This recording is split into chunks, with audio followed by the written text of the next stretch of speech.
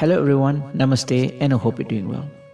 If one is clueless and broke in their 20s, that's absolutely fine. Really, it is fine, as the world sees them as an individual who's young and yet to explore things in their life. However, if you're in your 30s, 40s, 50s, even 60s, and still in the same state, then the same world, I'm going to say world which includes your family, relative, neighbors, social, public circles, will put you in the not so important person in their lives. They have a list and you will be in the not so important list. It's difficult to hear this, but that is a fact. But if you can say, no, it's okay, I'm fine if people put me in a not so important list, I'm okay, sure, why not? However, don't forget that the 4 tenets of Hinduism that says that one must fulfill Dharma Artha, with a capital A there, Kama, to attain moksha. Alright? Artha means what? Artha means your wealth, your materialistic success.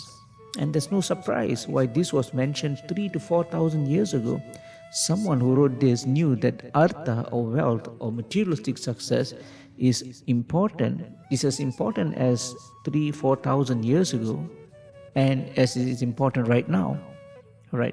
So now that we have established the great importance of materialistic success, let's focus on why you are clueless then. So this happens for one reason. Really, there's just one reason.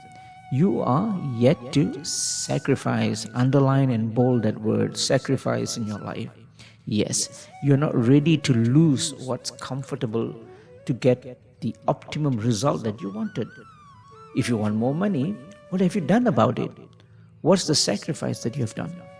Let's start with simple things like binging Netflix episodes after episodes after episodes of drama, YouTubing most of the time worthless and irritating videos, or something which is not going to do you any good, at least 2 hours a day, at the least. Sleeping during the day, which is really not important, loitering, and so on. I let you to be the expert on this, right? So don't focus on your age first. Just forget about your age. Some people are saying, oh, I'm already at that age and there's no point for me to shift anything right now. I should have done this, I'll just have to dwell in the domain of regret. You don't do that too, right? First is you understand why you are not in that path. Why you are not in that materialistic path of success. Why? Because, as I mentioned earlier, it's about a sacrifice. Don't talk about the age first. It's the sacrifice that you're yet to make, right? And all the things that you are not doing for you to make things just worse, as I mentioned earlier as well. The Netflix episodes, YouTubing, sleeping during the day, and all these things, loitering and all that. So, putting that aside, if you look at your age and you say that, okay, I'm no longer young, so it's no point, the milk has spilled and there's nothing much I can do, that is something for you to think about. Let me just give you a small perspective. Say if you want to be great in something, right?